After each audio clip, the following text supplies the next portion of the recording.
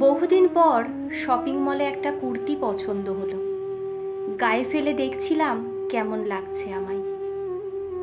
মেয়েরাই প্রচণ্ড বিরক্ত হয়ে বলল, উফ মা, তোমায় এইরকম কুর্তিতে মানায় নাকি? মোটা লাগছে।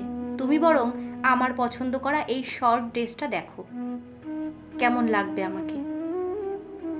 অন্যমনস্কভাবে বললাম, ভালো।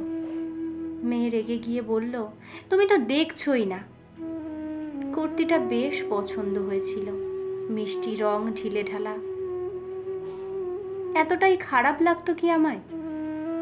কলেজ লাইফে সবাই বলতো, তুই যা পড়িস তাতেই মানিয়ে যাই।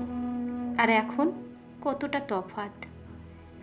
চুপচাপ মেয়ের পছন্দ করা জামাটা নিয়ে বেরোলাম, কিন্তু জামাটা সত্যি বলতে আমার পছন্দ হয়নি। কিন্তু এটা বললে পাছে মেয়ের খারাপ লাগতো, তাই বলিনি। কিছু বললে হয়তো বলে বসতো, ওদের এসব আধুনিক জামা কাপড় পরার ধরন সম্পর্কে আমার কোনো আইডিয়া নেই। একসময় মেয়ের মতো রোগা, ছিপছিপে, পাতলা চেহারা আমারও ছিল। সব ধরনের পোশাক পরতাম তখন। তারপর একসময় মেয়ে হলো।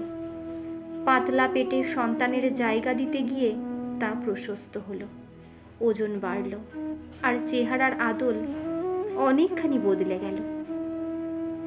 ভেবেছিলাম যোগা করে, ডায়েট করে ওজন কমাবো, কিন্তু সংসারের চাপে তা আর হয়ে ওঠেনি। নিজের দিকে তাকানোর সময় পাইনি সন্তানকে ভালো করে মানুষ করতে গিয়ে।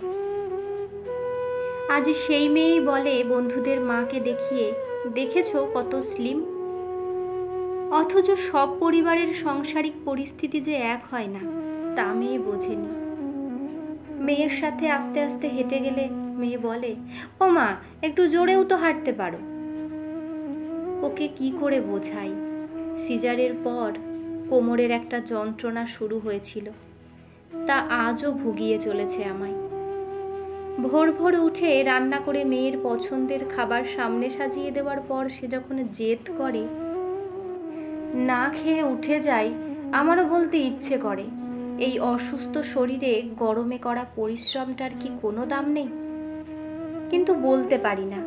মেয়েকে অনুরোধ করি, খেয়ে নে মা, না হলে যদি মেয়ে আমার খালি পেটে অসুস্থ হয়ে পড়ে।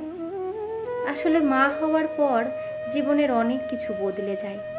বিসর্জন দিতে হয় অনেক শখ, আহ্লাদ, স্বপ্ন, যা ছেলেমেয়েরা একটু ভেবে দেখলেই বুঝতে পারবে।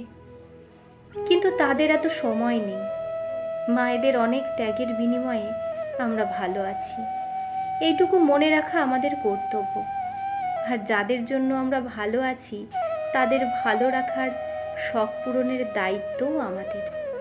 এটা ভুলে গেলে চলবে না।